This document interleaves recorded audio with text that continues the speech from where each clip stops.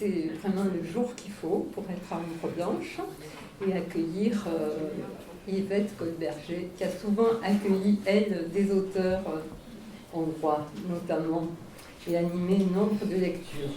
Alors, elle est un peu émue, ce qui se comprend, puisqu'aujourd'hui, on va parler de son livre « Deuil à rebours », du deuil à la littérature hongroise, en passant par la psychanalyse, qui a été édité, publié au mois de juin 2023 aux éditions nouvelles du Champ Lacanier. Je voudrais remercier donc toute l'équipe de la librairie, Christian Torel, Hélène Cardona et tous les gens évidemment qui travaillent ici et que nous connaissons depuis longtemps, on va dire. Alors, je voudrais également remercier Nicolas Bendrier, qui est psychanalyste à Paris, pour sa généreuse présence ici. Nicolas est membre associé des éditions nouvelles du Champ Lacanien, pour lesquelles il fait un travail remarquable et tout aussi généreux. Il est très près de chacun des auteurs et de chacun des livres que les auteurs y publient. Donc c'est pas la première fois qu'il est ici pour les éditions, mais c'est toujours un plaisir d'être avec lui. Donc il sera l'interlocuteur privilégié d'Yvette Goldberger pour cet après-midi. Je voudrais aussi remercier Nathalie Vannereau, qui va lire avec son talent de comédienne. Il y en a d'autres, mais aujourd'hui c'est celui-là qu'elle mettra à l'œuvre. Elle lira certains passages du livre d'Yvette Goldberger, et un peu plus, d'autres livres peut-être. Et puis remercier aussi Timéa, qui lira tout à l'heure, qui nous mettra le hongrois, la langue hongroise dans l'oreille.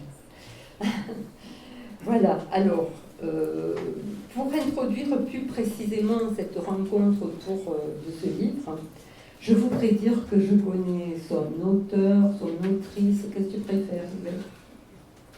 Autrice. On est obligé de dire autrice. Bon, autrice. Depuis longtemps, très longtemps, on n'en dira pas plus, mais il se trouve que nous n'avions pas eu vraiment l'occasion de travailler ensemble jusqu'à l'initiative d'une de nos amies communes, Anna Castel-Pouprana, qui est quelque part par là, je ne la vois pas, mais je sais qu'elle est là, qui nous a amenés à travailler pendant un peu plus de 2 ans, avec aussi Françoise Hopker, qui est peut-être là, autour d'une question qui est, et qui était, mais qui reste toujours très vivante pour nous, et je crois pour un certain nombre de personnes ici. Cette question, c'était qu'est-ce qui, dans la littérature, concerne la psychanalyse et pas l'inverse. C'est un autre débat, on n'aura pas le temps d'en parler aujourd'hui. Voilà, donc on a travaillé autour de cette question pendant 2 ans et demi, ce qui nous a permis de mieux nous connaître et en ce qui me concerne, d'avoir une petite connaissance des auteurs hongrois grâce à Yvette Goldberger, que je sais impatiente de vous saluer, donc je vais lui laisser la parole. Bon, alors moi aussi, je vais remercier à mon tour, et c'est pas la peine que je vous dise que je suis émue, parce que tout le monde vous l'a déjà dit. Mais c'est vrai que, d'abord, je voudrais remercier vous, qui êtes venus si nombreux aujourd'hui, ça me touche beaucoup, et d'horizons très divers. Et c'est vrai, je suis très touchée de vous voir ici. Ensuite, je voudrais remercier la librairie Ombre Blanche et ses libraires que je connais effectivement depuis tant d'années et qui m'ont fait confiance aujourd'hui pour m'accorder la possibilité de vous présenter mon livre, sans même savoir d'ailleurs avant ce que ce livre était. Mais bon, je suis touchée de la confiance qu'ils m'ont fait, Christian Torel, Hélène en particulier. Et puis je voudrais évidemment remercier Marie-Josée et Nicolas Bendrier d'être à mes côtés, et ils ont chacun d'eux eu un rôle important dans l'existence de ce livre. Marie-Josée d'abord, parce que elle a initié pour moi l'idée à laquelle j'ai eu du mal à adhérer au départ, d'écrire un livre. Et ensuite Nicolas qui m'a permis en tant qu'éditeur et en faisant un travail incroyable de le mettre en forme. Oui. C'est un collectif. Oui, c'est... On est plusieurs à travailler sur le manuscrit. Mais merci. La modestie Voilà. des gens. Voilà. Alors, tu me donnes la parole plus pour ça, Marie-Josée, ou je vais dire autre chose? Oui. Pour le moment, je m'en... D'accord. Ben, merci beaucoup Yvette. Oui, donc à la lecture de ton livre, que j'ai eu la chance en quelque sorte de voir s'écrire, j'ai été saisie, comme je te l'avais dit, par l'image qui m'est venue de je ne sais où, de ces petits pins tressés hongrois que l'on appelle, je crois, des kalash, comment dit-on? Elle ne sait pas, Tina. Bon, alors, Collage. oui, Collage. C'est toi qui me l'as dit. Bon, voilà. Et c'est tout ça pour dire à quel point Yvette Goldberger sait faire passer dans son livre le goût de cette langue, qui est quand même une langue très particulière, puisqu'elle est parlée au cœur même de l'Europe, mais elle ne doit pas grand-chose justement aux langues indo-européennes. Donc c'est toute une dimension qu'on découvre aussi en lisant les auteurs qui bien sûr sont traduits, mais justement Yvette s'est faite le généreux passeur, je ne sais pas le dire en féminin, désolée. Le masculin me va aussi. Merci Yvette. Et donc grâce à Timéa, j'aurais aimé qu'on fasse entendre tout de suite un petit passage, un petit peu de cette langue si belle et si particulière. Elle va lire un petit extrait en hongrois, des verbes auxiliaires du cœur, c'est ça? Non, pardon. Karinti frigyes utazás a koponyám körül részlet. Voyage autour de mon crâne. Voyage autour de mon crâne. Barnás-fekete egg vagyok, sovány, nagy kutya, valami átmehet a vizsla és a dándok között. De csak egyik oldalról vagyok egész és hibátlan. Ezért rohanok Trelleborg felé az éjszakában. Trelleborgban kettészelt a vonat hosszában, és én a fél egymos hideglelős elszállással rohanok Trelleborgba, a sínek mentén, hogy megtaláljam elveszett másik felemet, amíg nem késő, míg ebben a maradékban tart a maradék élet. Hidegen, kétségbe esetten számolok. Pontosan tudom, hogy 9,5 óráig tartott az út vasúton idáig. Egy szágoldó kutya 15 óra alatt talán lefutja ugyanazt visszafelé. Persze tekintetbe kell venni, hogy csak 2 lábon futok, a bal melsőn és a bal hátsón. Ennek a hátránynak viszont előnye, hogy fél súlyt kell csak hordanom. Az is jó, hogy a bal oldalon lévén egyetlen szemem nem látható jobb oldalamat, egy szörnyű seggfelületet, aminek borzalmától elalélnék, és nem tudnék tovább futni. Alors, si vous n'avez pas tout compris, ne vous inquiétez pas, parce que tout à l'heure, on le lira en français. Merci beaucoup, Timéa. Vous voyez comment vraiment le goût de la langue, c'est important. C'est important d'entendre d'où ça vient et qu'est-ce que ça nous évoque, même si effectivement le sens n'est pas là ce qui compte pour nous maintenant, mais tout à l'heure on saura. On en saura un peu plus sur ce voyage autour de mon crâne qui est quand même quelque chose d'assez extraordinaire. Donc, j'avais dit comment la tresse, il me semble, sied à cet ouvrage d'Yvette Goldberger, puisqu'elle écrit, elle noue au point de vie, comme elle le dit elle-même dans son ouvrage, plusieurs brins, le deuil et l'inconsolable, l'histoire d'une, la sienne, et l'histoire de tous, le deuil et l'inconsolable, je l'ai dit, la joie éthique et le miel immortel de la tristesse, la littérature et la psychanalyse, le hasard et le destin, la dimension tragique de l'existence et sa drôlerie. Nous allons revenir, bien sûr, dans cet après-midi sur chacun des brins de cet ouvrage. Et il faut bien commencer. Et je voudrais, bien sûr, commencer avec ce avec quoi Yvette commence, en quelque sorte, son ouvrage, puisqu'elle écrit, bien sûr, à propos de ce qu'elle a lu, mais toujours dans la proximité de sa pratique. C'est ça qui est assez particulier, dont elle a toujours tenté de rendre raison depuis ses débuts de jeune psychologue dans l'enfer hospitalier. Et donc là, je crois que Nicolas est tout à fait à même de poursuivre la discussion et l'échange avec Yvette. Merci Marie-Josée, je vais essayer. Quelques petits mots avant pour dire que c'est une grande joie pour moi d'être ici à Toulouse. Toujours un plaisir pour ceux qui me connaissent de venir à Toulouse et de parler de ton livre. C'est un livre précieux par son contenu, bien sûr, nous allons le voir, et aussi parce qu'il est assez inclassable. Quand je disais à quelques proches que je venais à Toulouse présenter un livre qui parle d'oncologie pédiatrique, de deuil, de littérature hongroise et de la drôlerie en psychanalyse et en littérature, un certain étonnement a bien souvent accueilli mes paroles. Cet inclassable a trouvé sa place dans la collection hors collection de nos éditions nouvelles du Champ lacanien, aux côtés d'un polar psychanalytique dans les châteaux de la Loire, l'escalier de Vinci de Bruce Finn. C'est un livre à rebours, c'est un livre qui vient faire retour, dans son sens le plus banal de revenir à, si tant est que ce soit une opération si banale que ça. Mais c'est aussi un retour, si l'on détache un peu le re du tour, un nouveau tour, un tour supplémentaire qui, comme on peut le vérifier dans une cure psychanalytique, introduit du nouveau. Alors je fais un tout petit retour personnel à mon tour.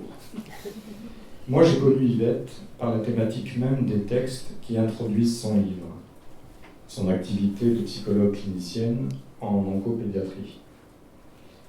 Yvette était venue faire une intervention très marquante pour moi dans le diplôme universitaire de soins palliatifs que je préparais en 1998, ici même à Toulouse.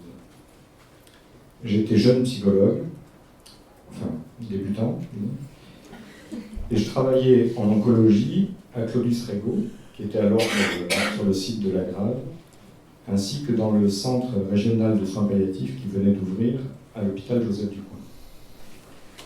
Et cette pratique de psychologue, orientée par la psychanalyse, auprès de patients gravement malades, ne cessait bien sûr de me poser des questions, de me déstabiliser, et l'intervention d'Yvette sur son travail auprès des enfants malades, dans ce DU, a longtemps résonné en moi. Vous pourrez en lire l'esprit et la lettre dans les premiers textes qui sont rassemblés dans son livre, notamment les extraits de Il sait, il ne sait pas, Quand les parents guérissent-ils de la maladie de leur enfant, L'enfant et son cancer. Et vous y lirez aussi la finesse avec laquelle Yvette aborde cette clinique, sans la niaiserie et les bons sentiments dont elle est trop souvent pavée, le récit de cette clinique, mais avec sérieux, humilité et solidité. Alors à ce propos, chère Yvette, une question pour commencer nos échanges. Tu t'es, comme moi sans doute, heurté aux sourcils levés de nos collègues psy quand on décrivait le contexte dans lequel nous travaillions. Du style, qu'est-ce qu'ils sont venus faire dans cette galère? J'avais même oublié l'enfer hospitalier, c'est vous dire, que Marie-Josée rappelle. Et ton livre, en réunissant, comme tu l'écris si joliment, je te cite, les points invisibles qui avaient confectionné mes vies, va cerner aussi la question de la présence d'un psychologue dans ce lieu hospitalier.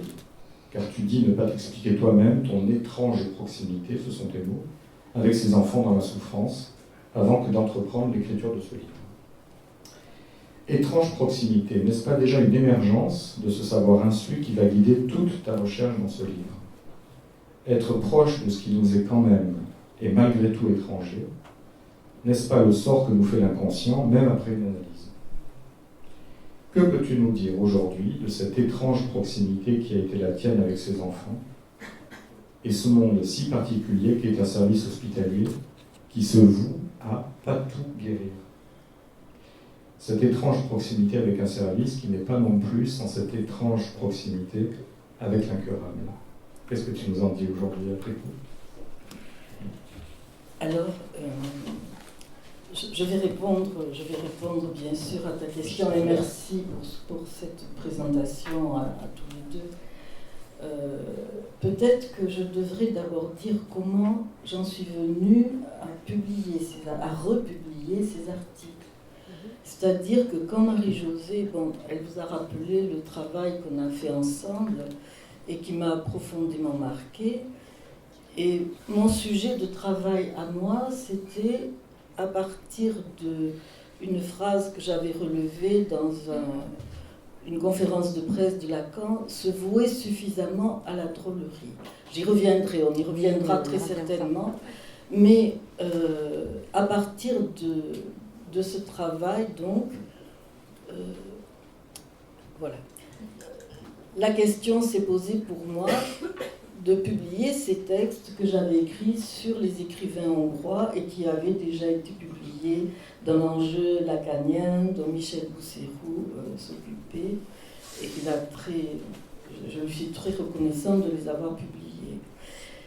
Mais je me suis dit, c'est pas possible que je fasse quelque chose sur les écrivains hongrois alors que j'avais précieusement gardé toute ma vie, qui était longue déjà, toute ma vie, j'avais gardé les articles que j'avais écrits et qui avaient été publiés pour la plupart sur justement les enfants malades, sur les enfants menacés par la mort. Et je tenais foncièrement à ces articles. Et je me suis dit, si je fais quelque chose avec les écrivains hongrois, j'y ajoute les autres articles. Seulement, effectivement, je me suis vraiment demandé comment j'allais faire. Et c'est là que je rejoins la question que tu me poses, Nicolas. Parce que le livre, il a consisté... Je ne savais pas ce que j'allais écrire. Et c'est en écrivant que les choses se sont déroulées et que j'ai pu, que je crois avoir trouvé un lien entre ces domaines extrêmement différents, apparemment, pour moi. Mais tu me demandais exactement autour de qu'est-ce que je proximité. pouvais parler de l'étrange proximité. Avec ses enfants. Oui. Et effectivement, cette proximité, je l'ai vécue. Alors, les articles que j'ai écrits, ce sont plus des témoignages, il me semble. Ce sont des articles où je porte la parole de ces enfants ou de ces parents que j'essaye d'expliquer ou de comprendre, pas d'interpréter, mais c'est pour ça que je dis c'est plus pour moi de l'ordre, une forme de témoignage. Tu fais plus, tu poses quand même la question du savoir, de ce qu'on peut savoir d'une telle maladie, ce qu'on peut savoir de la mort, ne pas en savoir, ne pas vouloir savoir. Ce sont des questions. Des questions et je porte bien étayé. Et j'amène pour les soutenir les paroles des enfants et des parents que j'ai entendues. Mais cette proximité, elle m'est venue de plein fouet au moment où je travaillais, pendant mon expérience. Et elle me mettait dans un embarras profond, parce que j'étais émotionnellement souvent tellement proche que je ne savais plus que faire de cette émotion, et que ça m'empêchait parfois d'être suffisamment éloignée tout en étant proche, parce qu'il faut quand même une certaine distance pour pouvoir entendre certaines choses, et moi il me semblait que cette distance je ne l'avais pas toujours. Alors peut-être qu'il y a d'autres raisons que celles que je développe dans mon livre, hein. Je ne suis pas non plus dupe de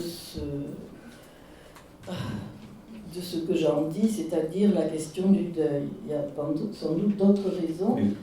Oui. Ce que tu ne m'as, ou ce que j'avais pas entendu, mais ce que tu ne m'avais jamais dit, c'est qu'au fond, ces textes allaient pour toi avec ceux sur les écrivains hongrois d'emblée. Alors que tu n'avais pas élaboré tout le film qui allait les relier. Absolument. Pour toi, c'était le même bloc, le même livre. C'est-à-dire, je ne voulais pas les séparer. Enfin, j'avais l'occasion, je me suis dit, si j'écris un livre, j'y mets tout ce que j'ai. Tout ce que j'ai, tout ce que je suis, oui, tout ce que j'ai et à quoi je tiens. Et il doit y avoir un lien. Et je me disais, il doit y avoir un lien pour que je le sente aussi fort. Et c'est en écrivant, C'est ça. et c'est en écrivant Ouais. que les choses se sont tressées, comme Oui. tu Et dis. c'est le titre. Et c'est le titre, voilà. Mais je ne le savais pas au départ. Oui. Tiens. Et effectivement, ça fait penser à quelque chose. Je pense que peut-être Nathalie pourrait lire, si tu es d'accord, Yvette, le passage de Carenti sur le rire. Mais peut-être tu peux introduire. Oui, alors là, si on passe directement à Carenti, on lit toutes les deux. Ah, En lit. ok. Eh bien, alors, vas-y. Alors c'est Marie-Josée qui commande. Bon. C'est moi On qui va commande, lire. hein. Je peux prendre votre micro. Pardon. Merci. Page... 76 78 oui. 78. Je commande mais avec. Je commande sous son autorité. Hein. Ah, c'est moi qui commence alors. Hein. Oui. D'accord. Donc c'est un passage, donc c'est le premier écrivain hongrois que j'ai découvert. C'est lui. Voilà. Voilà. La photo et. Voilà. Il y en Sur a l'écran. une qui est sérieuse aussi. Hein. Mais voilà, celle-là, mais sinon il était connu. Ça, c'est le café où se réunissaient. Enfin, il y avait beaucoup de cafés littéraires à Budapest. C'était un des plus prestigieux. Et là, c'est Frigyes Carinthy, quand il est fait semblant d'être sérieux. Et les autres, parce qu'elles sont étonnantes de voir un écrivain de cette ampleur qui adore les facéties. Mais c'est un immense écrivain. C'est un immense écrivain. Et le premier livre que j'ai connu, dans les années 90, il y a eu deux auteurs par lesquels je commence ma rencontre avec la littérature hongroise. C'est Frigyes Carinthy et Péter Esterházy, qui ne sont pas du tout de la même génération. Mais j'ai choisi d'écrire chronologiquement, pas du tout de les classer, mais comment moi je les ai perçus. Donc c'est pour ça que j'ai commencé par Frigyes Carinthy, qui est une sommité et qui est immensément connue, même encore aujourd'hui en Hongrie. Et ce livre m'a complètement, je ne sais pas quel mot employer, m'a marqué pour toujours. Et donc je commence à lire ce passage. Et vous retrouverez là la traduction donc en français qui est faite par Françoise Vers. Gall. Voilà. Non. Ah bon, d'accord. Et donc que vous a lu Timéa en hongrois. Alors, je n'avais jamais rencontré pareille intelligence caustique et saisissante, pareille autodérision, faisant du lecteur complice un témoin effrayé, mais consentant et hilar. Il provoque un rire irrépressible et presque coupable, ambivalent devant l'angoisse légitime de l'auteur, qui pourtant tourne en dérision la manière dont il voit son corps lui échapper.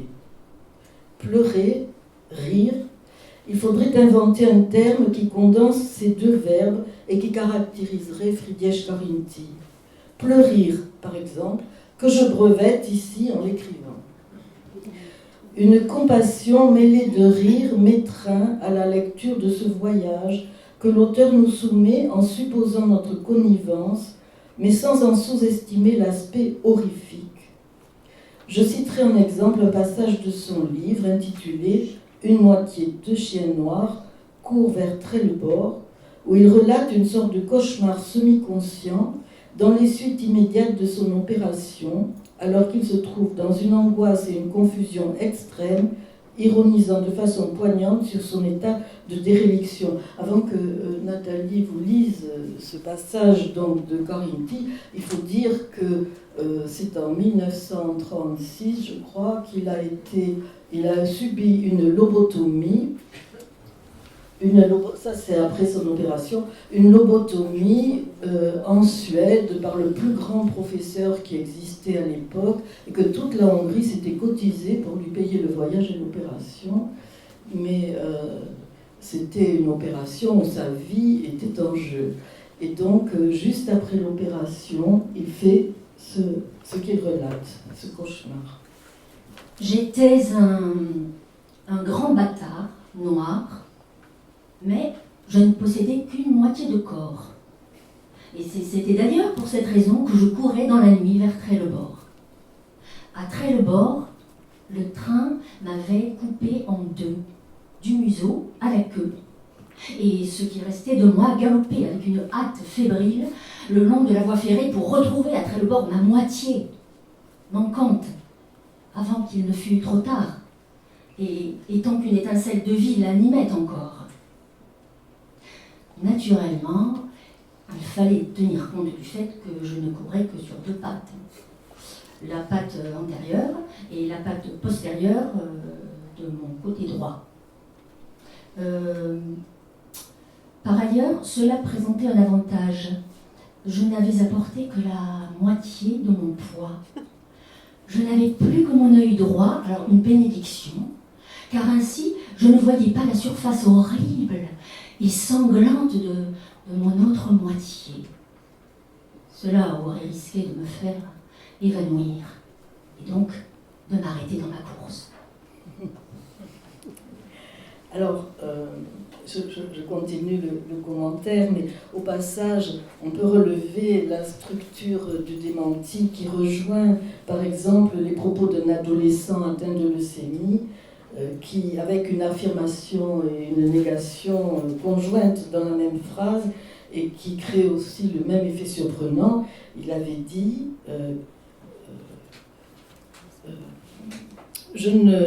alors je ne l'ai pas noté là, mais la phrase c'était « Je ne veux pas savoir quelle maladie j'ai, parce que si je le savais, je me jetterais par la fenêtre. » Et donc c'est la même structure de phrase. Comment ne pas penser, en présence de cette moitié de chien, au conte traditionnel moitié de poulet, sur lequel Lacan a appris à lire, comme le rappelle pertinemment Marie-Josée Latour dans un article qu'elle a écrit. Le rapprochement entre le cauchemar post-opératoire de la moitié de chien et la représentation imaginaire enfantine, coupée en deux par leur profil de la même manière, est stupéfiant. Lacan explique que dans ce texte, qui aurait pu s'appeler « Histoire d'une moitié de sujet », l'image de la moitié de poulet était le profil du bon côté. On ne voyait pas l'autre, la coupée, celle où elle était probablement la vérité. Qu'est-ce que cela veut dire, continue Lacan? C'est que la vérité est cachée, mais elle n'est peut-être qu'absente. Cette vérité que ne veut pas voir Friedrich Carinthi, son cauchemar la lui laisse entrevoir. C'est la surface horrible et sanglante de son autre moitié, mi-vue, mi-dite, qui s'évanouira avec son réveil, sa fièvre étant tombée, sa moitié manquante rendue obsolète, abandonnée sur un petit banc de sable. Vérité envolée.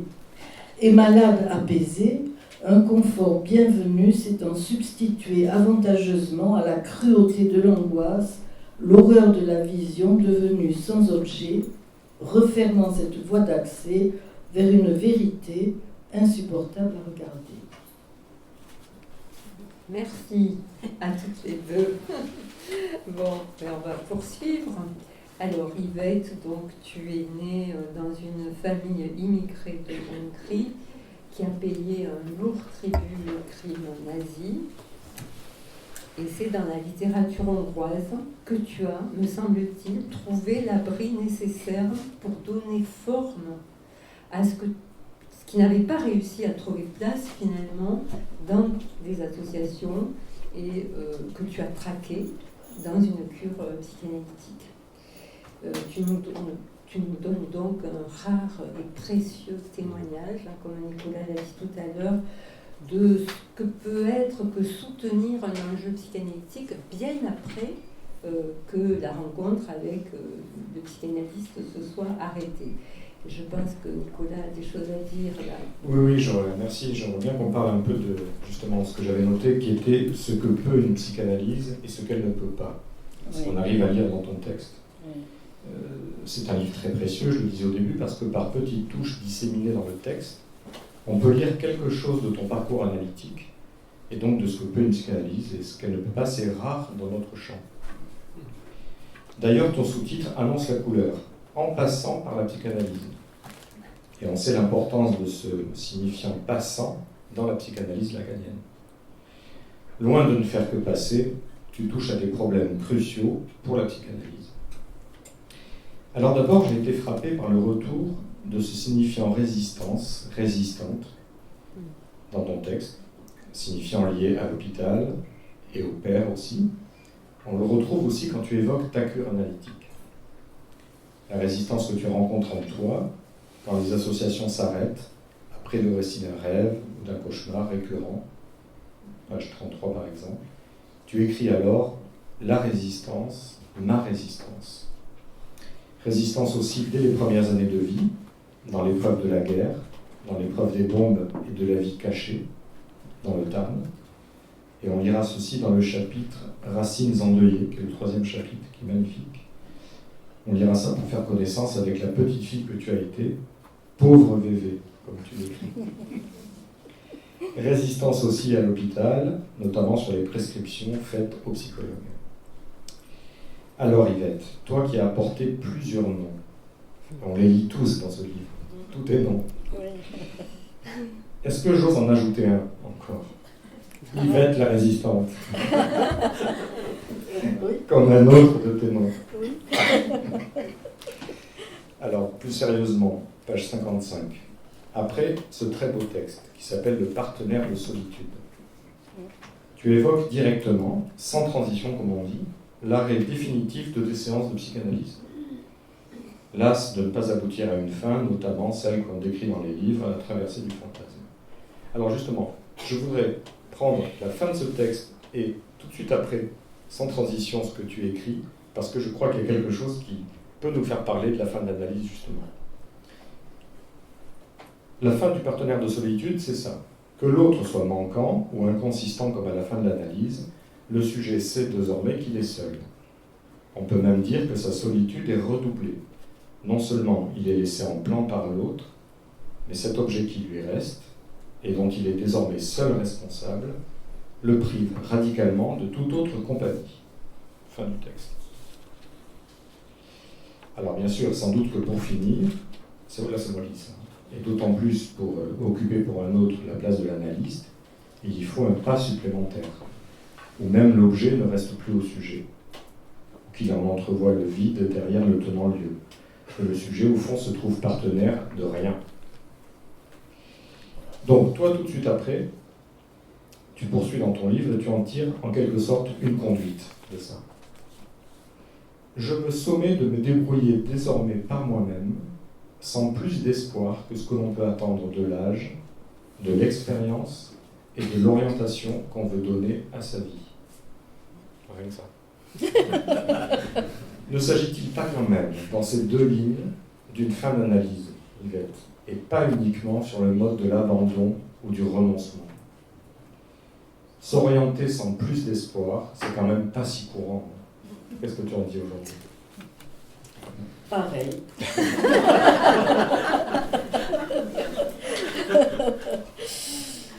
Pareil.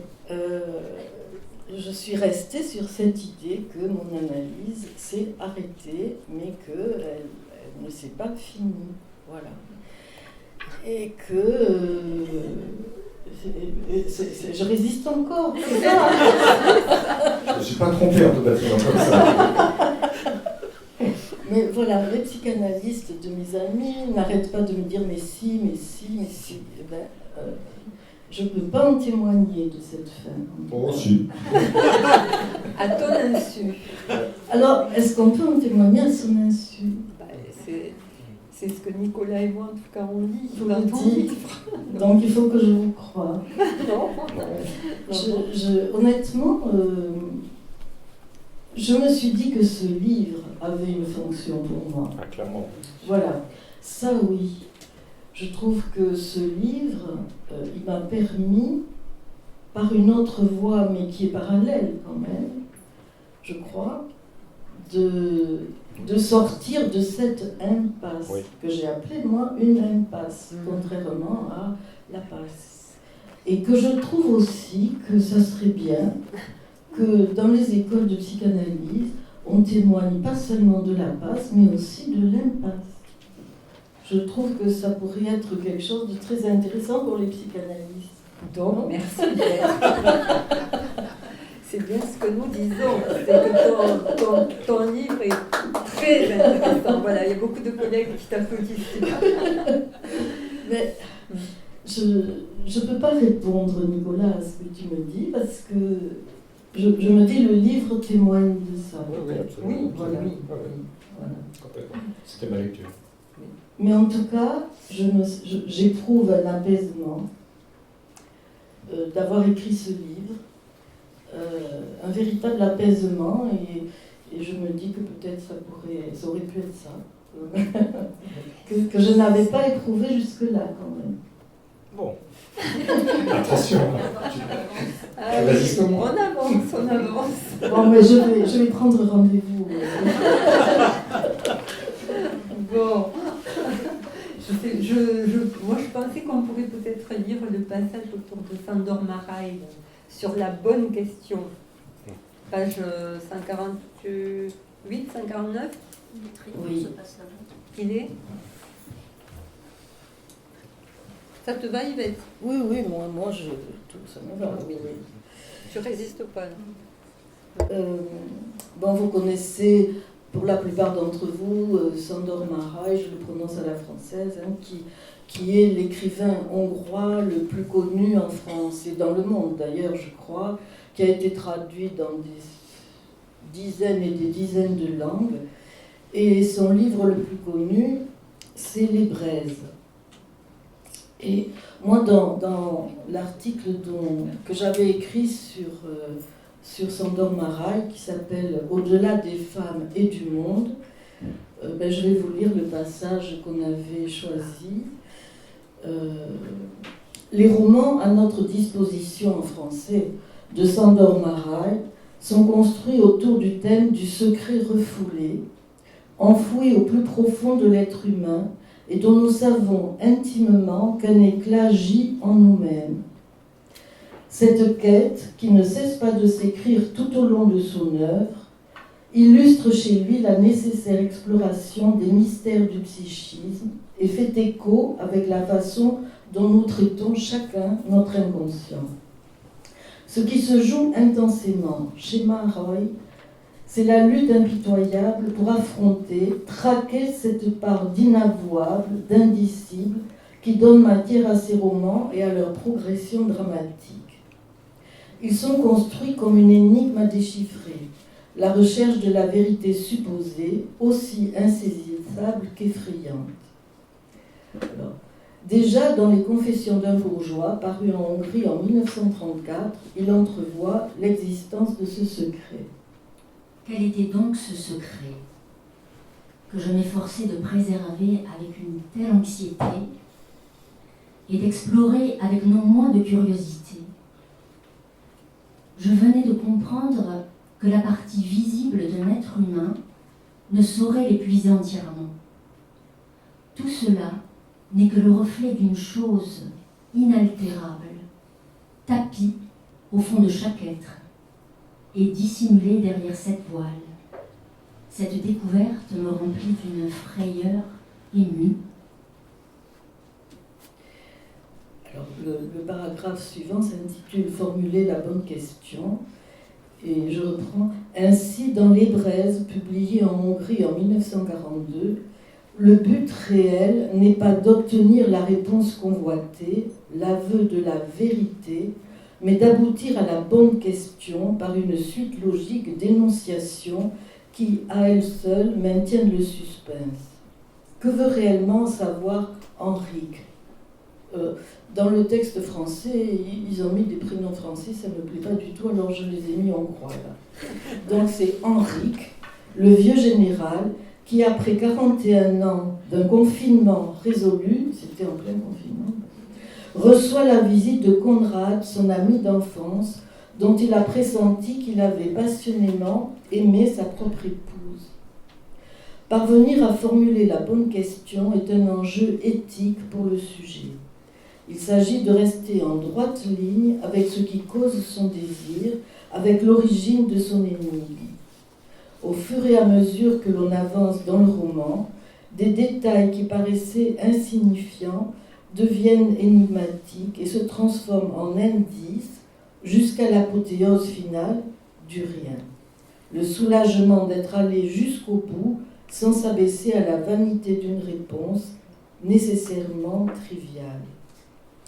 La vérité, elle, est à poursuivre infatigablement, mais sans qu'il soit possible de l'énoncer. Alors, passe ou impasse? Passe ou impasse, du coup? Pour Maroy, Bon, on va poursuivre parce que je vois que l'heure tourne. Il faut qu'à 19h, on clôt. Donc on va poursuivre. Bon, on va peut-être revenir à la question de la littérature sur le deuil. Sur le deuil qui est quand même le premier mot du titre, qui est une question très importante dans le livre d'Yvette. Absolument. Tout le livre, tout ton livre, Yvette, est traversé par le deuil. Tu écris à plusieurs endroits dans ce texte ce qui a pu pousser, déclencher l'écriture de ton histoire. Il y a bien sûr l'écrit de ton père, que tu trouves après sa mort, et la page de garde de ses écrits, où il utilise tellement justement le mot médiéval « ardé » pour approcher l'horreur de la destruction commise par les flammes nazies. Pas de fin à ce deuil impossible, écris-tu page 70. Et je ne peux, encore une fois, qu'encourager les lecteurs à lire ces pages émouvantes et justes du chapitre « Racines endeuillées », qui permettent d'approcher ce qui ne cesse pas de ne pas s'écrire, comme Marie-Josée l'avait elle-même écrit dans son ouvrage autour de l'œuvre de Philippe Forest, et que l'on tente malgré tout d'écrire. Alors une question m'est venue sur un lien qu'on pourrait faire entre le deuil et l'écriture. Ce livre, ton livre, est-il causé par le deuil ou est-il le produit de ce deuil?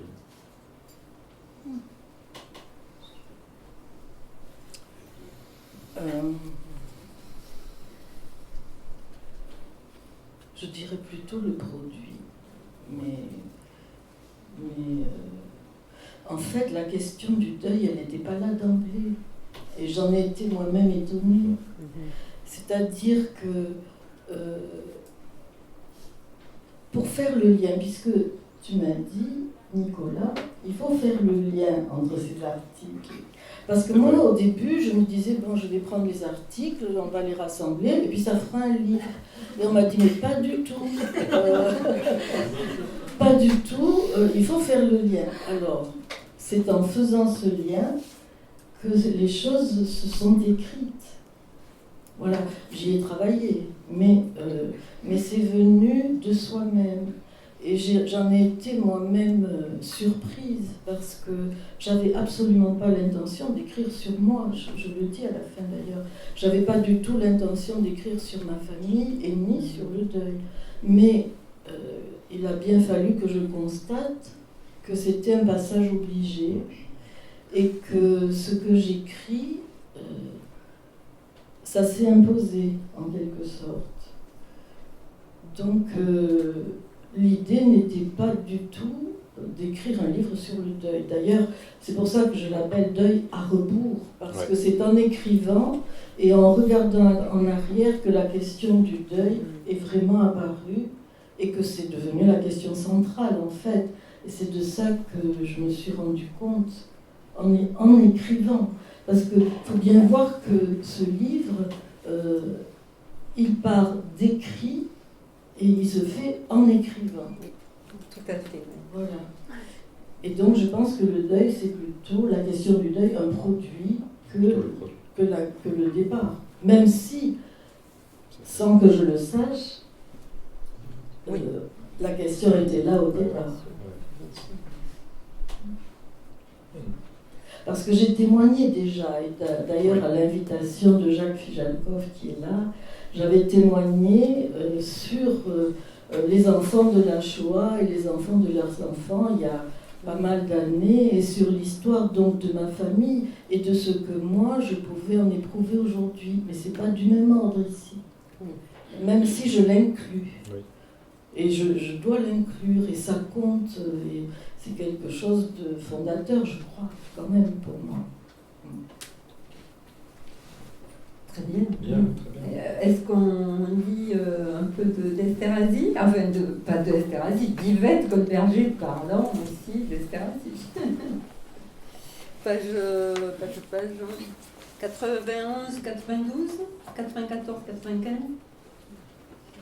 Alors, la partie sur le père, Oui. les verbes auxiliaires du cœur, je ne sais Ouais. pas. 91, 92, c'est les verbes auxiliaires du cœur. Et sinon, il y a aussi le passage que je... Les deux. Allez, moi je lirai bien tous les écrivains. On commence par mon père, peut-être. Ah, bah si tu veux. Tu veux? On passera à ta mère après.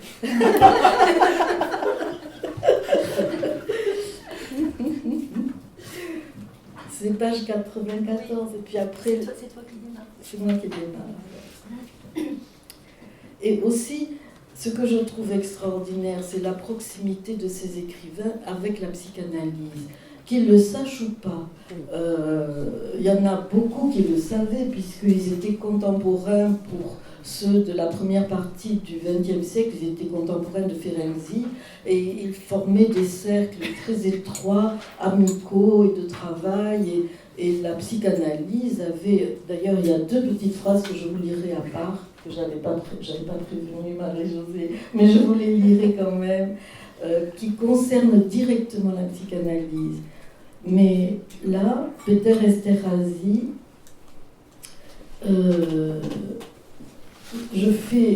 ce passage fait allusion à son livre principal qui est Harmonia Celestis, où il a écrit sur 1000 pages.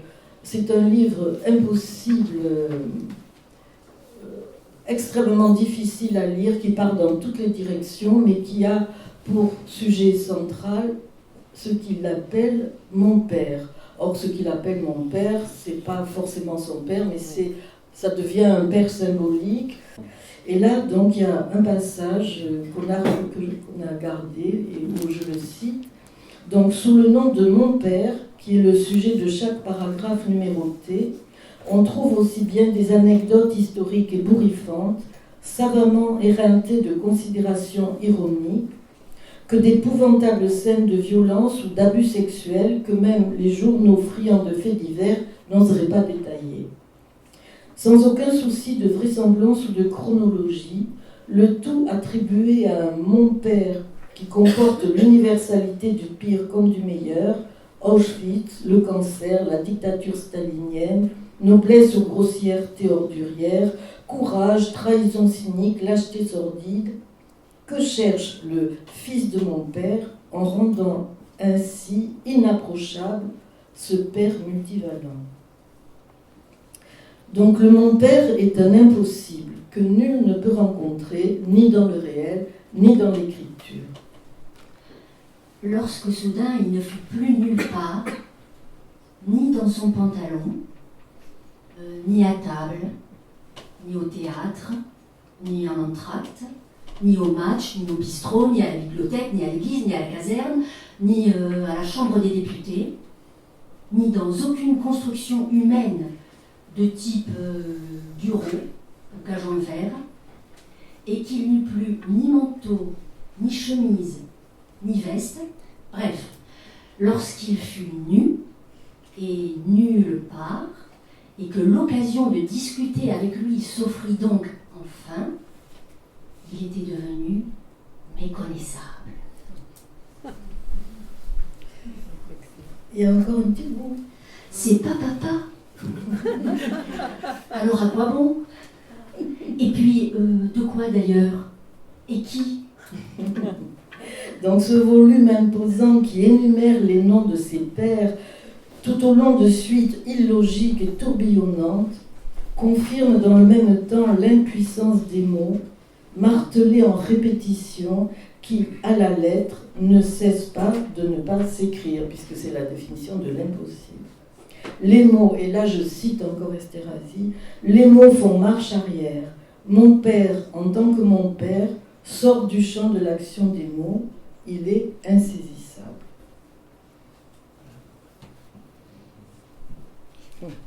Et oui. Et oui. Oui, oui, oui. Bon, on peut peut-être poursuivre sur la question de la littérature Sur la littérature hongroise. Qui tient, on le voit, on entend une part immense dans ton livre et dans ta vie. Et c'est vraiment un formidable voyage avec ces auteurs que tu offres, auteurs peu connus sans doute de la plupart d'entre nous, et que tu donnes très envie de lire. Si je ne me trompe pas, tu tombes dedans, dans la littérature hongroise, avec Frigyes Karinthy, et ses déboires avec le corps médical, à l'époque où toi-même, tu étais en activité à l'hôpital. De cette rencontre avec cet auteur, tu forges ce très beau néologisme, pleurir, qui sonne avec l'amour-rire de ta jeune patiente suicidaire qui aime à mourir. On ne sait par où t'interroger sur cette littérature que tu connais très bien. Tu y trouves, il me semble en tout cas, plusieurs correspondances avec des éléments manifestes et d'autres plus latents de ta vie. Je dirais, en oubliant certains évidemment, la question du corps malade, souffrant, l'impact de la maladie sur le savoir, ce qu'un sujet peut en savoir. Tu parles des tentatives obstinées d'approcher un savoir sur le réel, ce qu'un sujet peut vouloir en savoir ou pas. Et on voit ça dans ta rencontre avec tes deux premiers écrivains hongrois, Karinthy et Esterhazy, qu'on vient d'entendre. Il y a aussi le lien avec l'histoire, ton histoire familiale et au-delà, via les écrits de Kertész ou d'Eva Heimann. La poésie aussi, dont je n'ai pas parlé, mais qui tient une place importante et précoce dans ta vie. Et d'ailleurs, on lira ton intuition très précoce que la psychanalyse est en lien avec la poésie. Quand un médecin t'interroge et te dit que ça devait s'apprendre à la fac de sciences. Oui, toi, à la tu fac de réponds, médecine, la psychologie. Voilà. Et tu réponds non, en littérature, en poésie. Voilà. Pourquoi la littérature? À cause de la poésie. Voilà. Oui, je m'en souviens. Finalement, je me demandais si cette littérature hongroise ne t'était pas venue comme bague au doigt, comme Lacan pouvait le dire après sa rencontre avec le nœud borroméen. Comme bague au doigt, qui noue ensemble plusieurs registres, conscients et inconscients de ta vie. Qu'est-ce que tu en penses?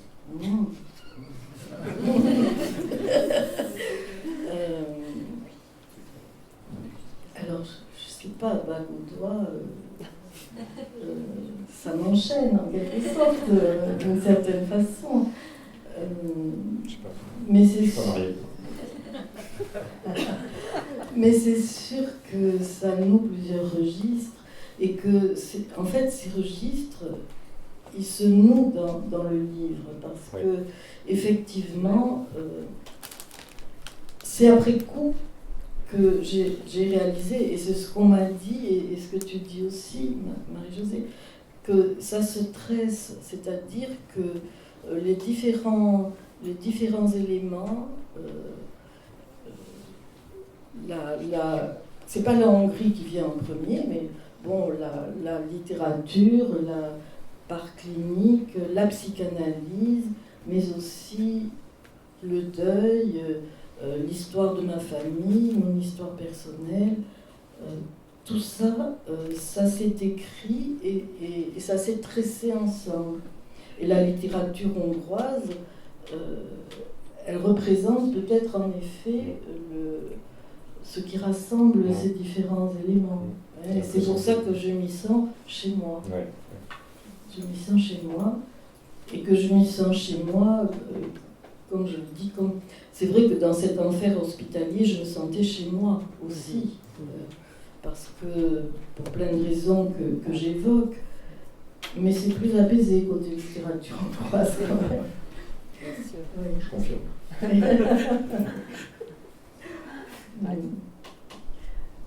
Je continue quand même. Vas-y, vas-y. Je crois que ce dont je me suis rendu compte en cherchant le lien entre ma part, mon expérience clinique et les écrivains hongrois, c'est justement comment les paroles des uns et les écrits des autres cherchent à approcher le réel. Oui. Voilà. Et ça m'a tout d'un coup, ça a été un éclair parce que je n'avais pas réalisé ça. Et effectivement, ce qui me retenait chez ces enfants, c'était vraiment comment ils essayaient, comment leurs paroles traduisaient quelque chose qui leur échappait d'ailleurs, qui leur échappait. Et les écrivains, eux, ils le disent, en tout cas ceux que je cite, évidemment je n'ai pas parlé de tous les écrivains hongrois que j'ai lus, mais ceux que j'ai retenus, en tout cas, ils cherchent aussi à atteindre quelque chose du réel, et évidemment, enfin, à s'en approcher le plus possible, puisque c'est absolument inatteignable. Oui. Et Krasnaorka, il le dit clairement aussi. Oui, c'est un des plus grands auteurs hongrois contemporains que tu as eu l'honneur d'interviewer ici, je crois. Voilà, j'étais là. Non, Voilà. là c'était Daniel Hubert qui faisait l'interprète. Krasnaorka, il était là, moi j'étais là. C'était impressionnant. Et bon, vous avez choisi des passages en page 161, mais vous vouliez lire aussi un petit passage de Thésée universelle, c'est ça?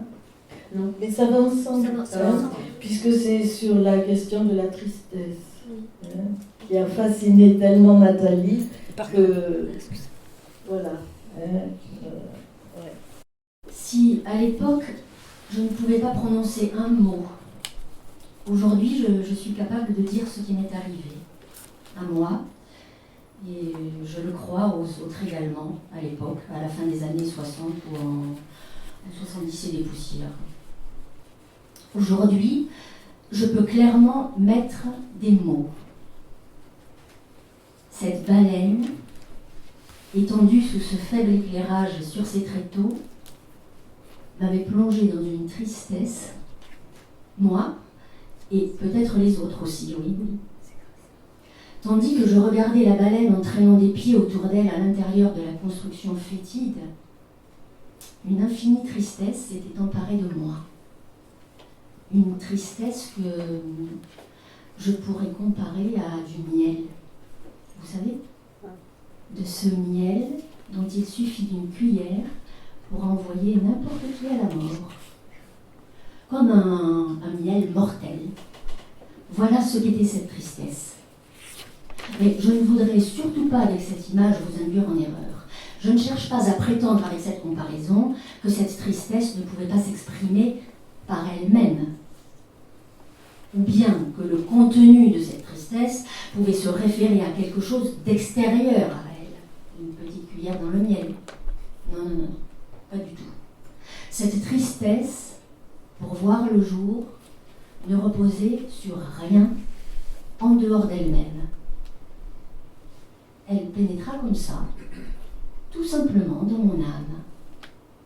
Et ce n'est que l'homme tombé en disgrâce qui est en moi qui ose la comparer à la douceur mortelle du miel et établir cette association, plutôt douteuse, avec une petite cuillère de miel. Car cet homme, par-delà sa disgrâce, sait pertinemment, comme tout le monde, que ce besoin d'introduire, puis de révoquer cette comparaison est totalement absurde et irrémédiablement voué à l'échec.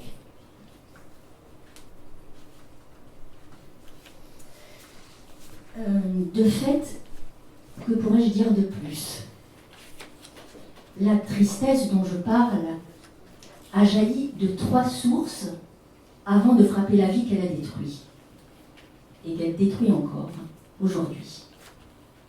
La première et la plus intarissable d'entre elles est l'apitoiement sur soi-même.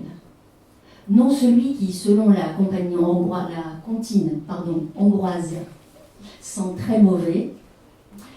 Non, mais celui qui nous vient sans raison particulière. Personne ne nous a fait de mal, tout va bien, on est assis tranquillement, là sur un banc, seul, dans un jardin public, désert, après la pluie, ou bien dans une jolie chambre à l'étranger, au petit matin ou au crépuscule. Et cet apitoiement sur nous-mêmes vous prend au moment le plus inattendu et il vous ronge.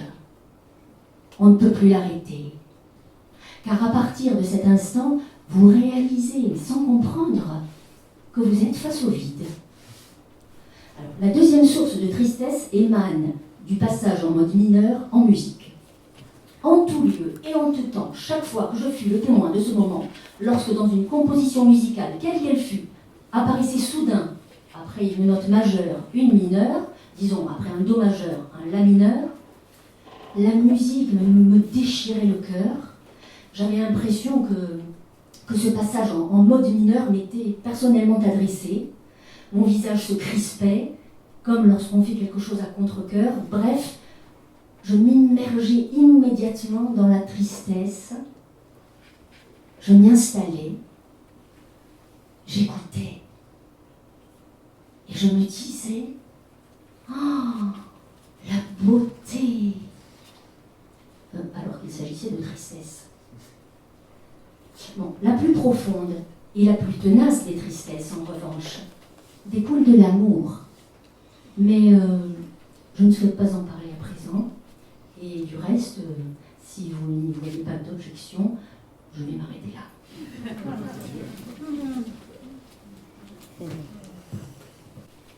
Je crois que je ne vais pas lire tout ce que j'ai écrit là par rapport à ce commentaire sur la tristesse, mais parce que ce qui m'a frappé dans ce passage, en particulier sur la tristesse, je me suis dit, mais dans ce que j'ai lu de la psychanalyse, la tristesse, elle s'oppose au savoir. La tristesse, je me souviens d'avoir entendu une fois Colette Solaire dire « la tristesse, c'est une faute morale ». Oui, Lacan, elle le répétait. Moi, j'ai pas entendu Lacan, mais... et je me disais, mais quand même, on a le droit d'être triste quand même. On a le droit d'être triste. Et en revenant...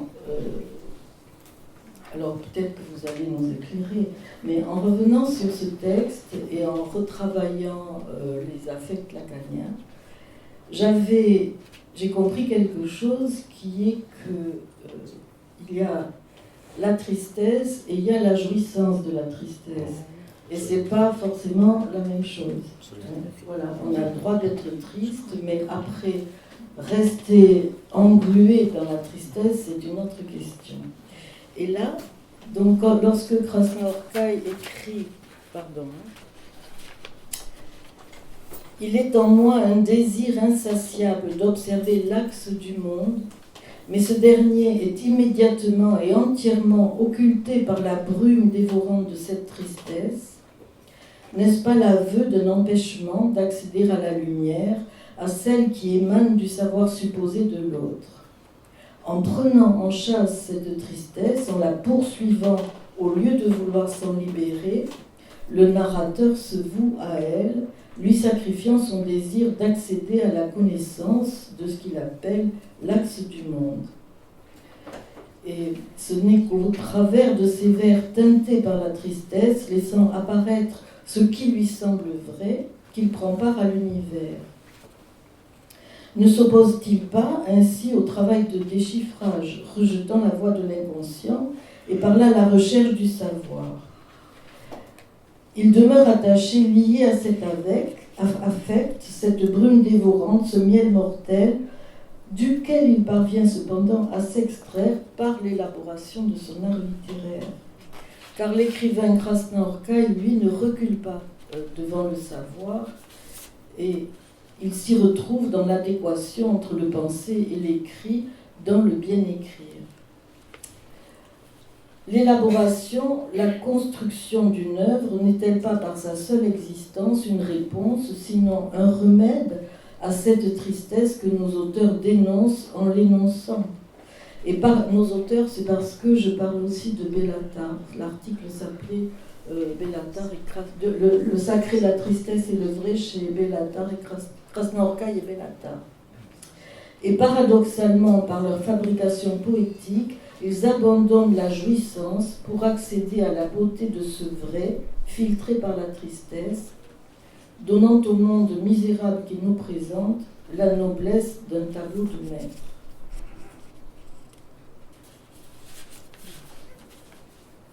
J'ai fait des coupes. Tu as abordé un peu cette question entre tristesse et jouissance de la tristesse au début, quand tu parles d'un alarmé, Oui, qui ne se laisserait pas aller à la jouissance de l'écriture, à jouir de ça. Oui, parce que l'écriture, ça peut être l'élaboration, c'est aussi une forme de jouissance. Oui.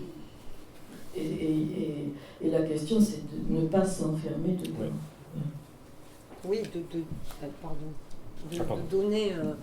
de donner une forme plutôt qu'un sens.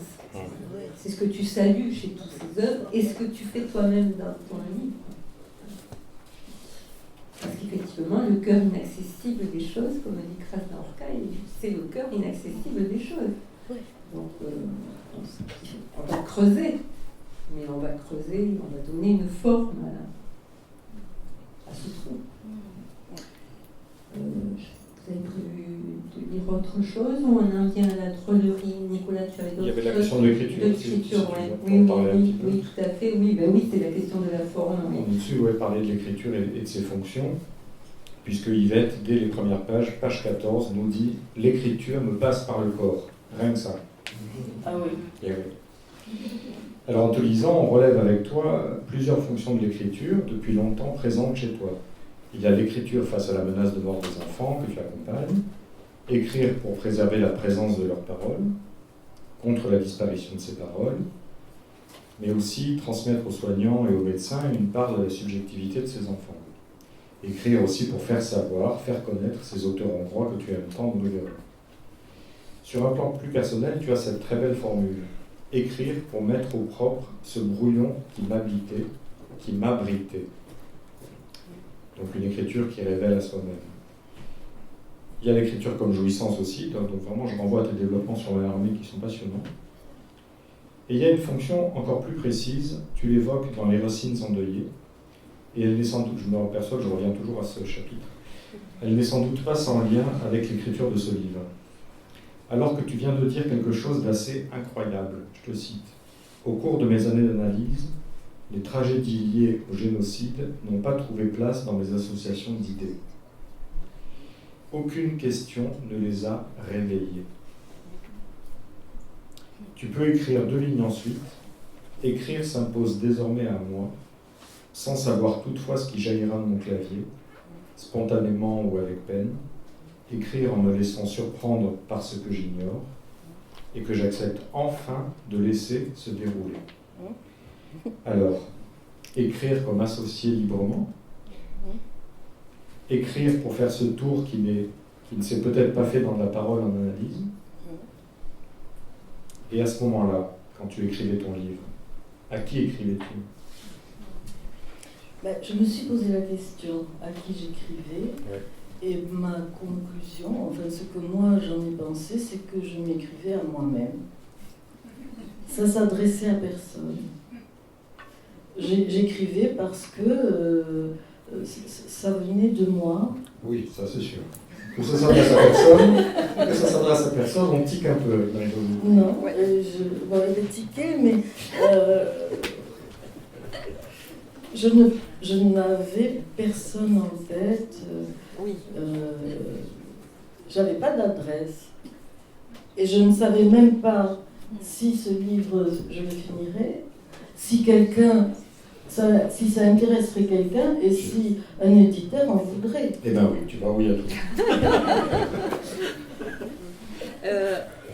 Est-ce que finalement tu n'écrivais pas à VV, à l'enfant que tu as été? Ah. À l'enfant que tu as été, même à celle qui reste encore certainement. Oui. Peut-être, oui. Je veux une formule comme ça, quand elle parle des écrivains dans son dernier livre, Dessin et mots d'enfant, elle dit ces enfants que certains n'ont jamais cessé d'être. Oui. Alors, moi j'ai une phrase chez Esterhazy qui parle de l'enfant qu'il fait semblant d'avoir été. C'est autre chose, mais j'ai trouvé ça. Ouais. Ben, peut-être, oui, que je parle à cette petite enfant dont j'ai des photos d'ailleurs chez moi.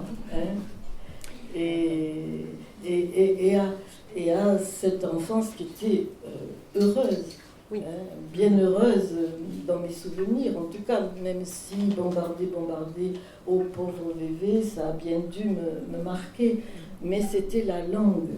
Oui. C'était cette enfance dans ce bain de langue hongroise et que je retrouve toujours quand, Si on veut comprendre ce que c'est quand qu'une langue, j'entends le hongrois. si on veut comprendre ce que c'est qu'une langue, Ah oui. il faut lire ces deux magnifiques pages page 132 à propos de Budapest. Je n'avais dans ces lieux aucun souvenir, et à part la sonorité de la langue, aucune image de mon enfance n'émergeait, mais je me sentais partout chez moi comme jamais je ne l'avais éprouvé. Oui. Et en plus de ça, c'est vrai que c'était... Je suis allée très souvent à Budapest. J'y suis allée à un moment où je venais d'avoir une maladie grave et où j'attendais une opération, enfin bon, quelque chose de grave. Et je n'étais pas angoissée, ce qui est incroyable. Oui. N'importe où ailleurs, je crois que j'aurais été malade d'angoisse, et là non. C'était comme un berceau. Alors, est-ce que j'écrivais à cet enfant-là, peut-être? Ça, je veux bien. Merci. Peut-être que si on lit un peu les quelques pages où tu parles d'Adam Bodor, on peut faire la transition après avec la drôlerie. Hein, d'accord? Adam Bodor, c'est un écrivain contemporain qui a aujourd'hui 87 ans sans doute. Chez Bodor, l'effet comique surgit à la place de l'horreur lorsque des abominations improbables surviennent tout à coup de façon extravagante et sereine, les lignes narratives qui traversent le roman s'entrecroisant de façon à donner un caractère normal à des situations qui seraient à juste titre perçues comme effroyables si elles étaient extraites du récit.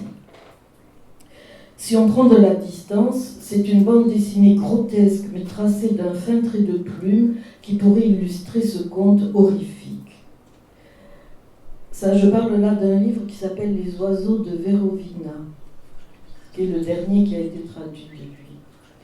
C'est ainsi qu'au cours de l'histoire, à la faveur d'indices savamment parsemés, on s'aperçoit par exemple au détour d'une phrase que le prêtre défroqué est devenu tout naturellement un meurtrier à la tronçonneuse, avec la complicité passive du narrateur compréhensif.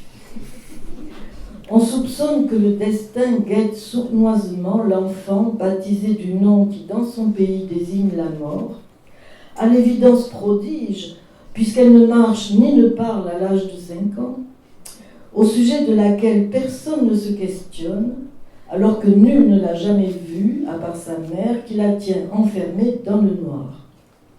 Or, depuis peu, elle braille du matin au soir, je cite la maman, elle braille du matin au soir, et si on ne l'entend pas à 100 lieues à la ronde, c'est uniquement parce que Stélian, son compagnon, lui a rempli la bouche de chiffon, dit tranquillement la mère. Et qu'est-ce qu'elle s'imaginait? Combien de temps encore il faudrait l'allaiter? Parce que ça suffisait aussi des tétés qui n'en finissaient pas. Il était temps qu'elle se débrouille toute seule. Enfant prodige, Nikita n'avait rien à faire parmi les gens ordinaires. On rit honteusement devant l'énormité de cette logique délirante qui aboutit à abandonner l'enfant encombrante dans la forêt en toute légitimité. On voit bien qu'il ne s'agit pas ici d'humour, ni d'humour noir, mais de procédés narratifs à plusieurs niveaux, enracinés précédemment dans le récit, conçus pour déconcerter le lecteur et qui prennent sens au fur et à mesure du développement qui nourrit une fiction très contextualisée. Tu veux pas lire? Vous voulez pas lire le petit passage, là, Nathalie? Si. Ben, lis-le, Nathalie. D'une attendrissante cruauté. Oui, un autre court extrait d'une attendrissante cruauté qui me donne le regret de ne pouvoir recopier tout le livre. Dans l'arrière-cour de l'auberge, devant la cuisine d'été d'Helmut Pochoriles, je l'assume comme ça, 6 cochons d'Inde tremblaient dans un panier à linge recouvert d'un filet. Anatole Korkolous dit que dès l'instant de sa naissance, un cochon d'Inde attend sa faim et passe sa vie entière à trembler, parce qu'il sait qu'il ne mourra pas de mort naturelle. Voilà, donc c'était. Pardon, d'être devant le micro. C'était ce passage que je trouvais pertinent pour en arriver peut-être, avant de passer la parole à la prof, cette attendrissante cruauté nous amène à la drôlerie que tu as évoquée au début et dont Nicolas va parler. Oui, sur une dernière question, puisque last but not least, ton livre se termine avec une étude très sérieuse sur la drôlerie. C'est aussi ça qui le rend précieux. Je renvoie les lecteurs à ces dernières pages, denses et érudites, sur cette question de la drôlerie en psychanalyse et en littérature.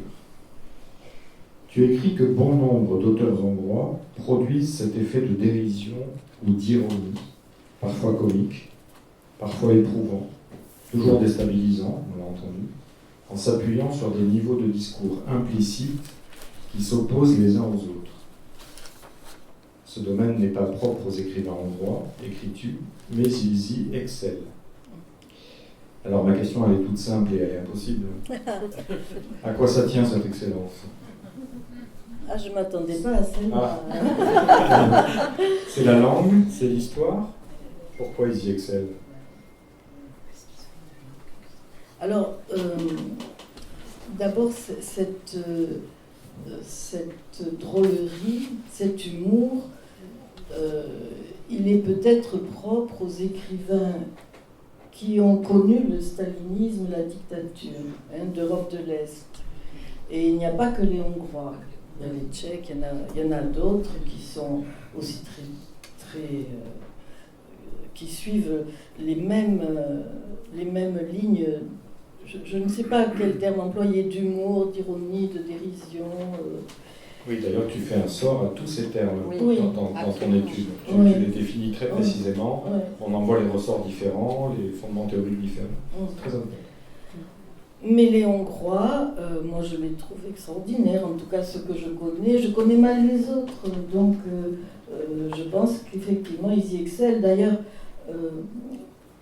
beaucoup ont eu des prix, Kertész a eu le prix Nobel, c'est pas le plus humoristique, d'accord.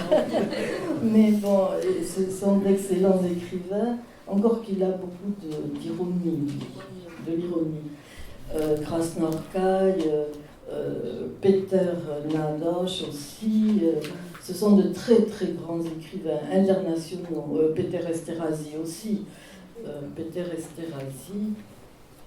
Je vais vous lire quelques lignes que j'ai écrites pour lui rendre hommage à sa mort, puisqu'il est mort le 14 juillet 2016. Et ça y est, évidemment. Voilà. Et ça me fait plaisir de vous le lire parce que c'est une façon vraiment de lui rendre hommage. EP, comme l'appelaient affectueusement ses lecteurs, a été emporté par son cancer du pancréas le 14 juillet, faisant ainsi un dernier clin d'œil à ses lecteurs français. À l'heure où j'écris ces mots, son journal du pancréas, qu'il a eu le courage de présenter à Budapest 2 mois avant sa mort, n'a pas encore paru en France. Ce sera l'adieu ultime de cet immense écrivain, inventif, fougueux, d'une fantaisie incontrôlable, follement intelligent et irrespectueux, d'une liberté sans limite, hormis celle, la dernière, infranchissable, devant laquelle il a dû s'incliner. Bon, ça c'était pour lui. Mais excusez-moi Nicolas, j'ai oublié ta question à laquelle je ne m'attendais pas, parce que je m'attendais à toute autre Eh chose. bien, si tu répondais à celle que je t'ai pas posée, que tu as l'air d'attendre. Bah, elle est trop compliquée, j'ai trop peur qu'on me la pose alors. Je me demandais pourquoi ils excellaient, mais Ah, pourquoi ils excellaient? tu nous y as répondu. Ben, ils excellaient, je ne sais pas pourquoi ils excellaient. Est-ce que les Hongrois le savent? Pourquoi ils excellent dans ce registre, mais aussi dans l'écriture? Il y a d'autres Hongrois dans la salle, peut-être qu'ils ont une idée là-dessus.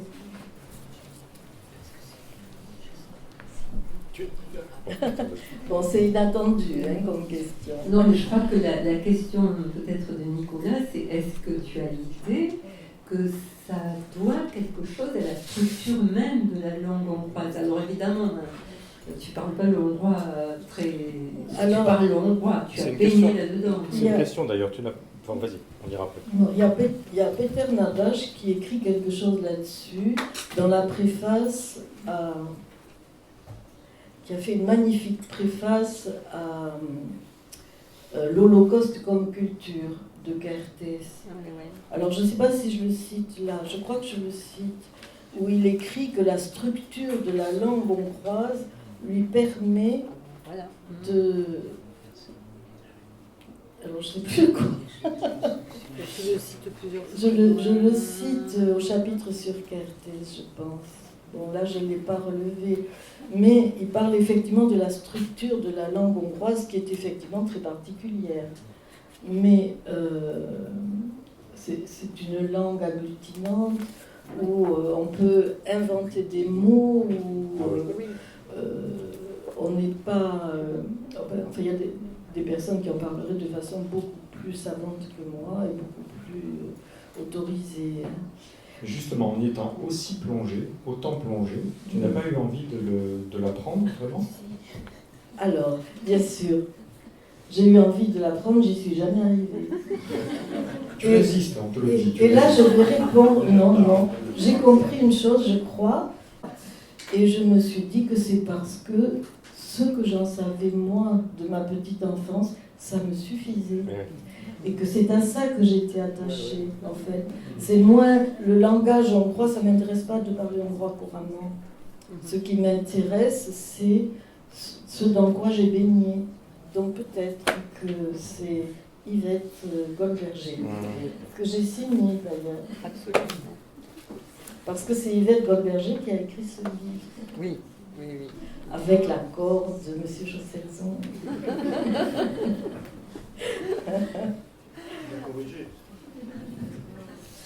Est-ce que vous voulez, avant qu'on passe la parole à la scène, dire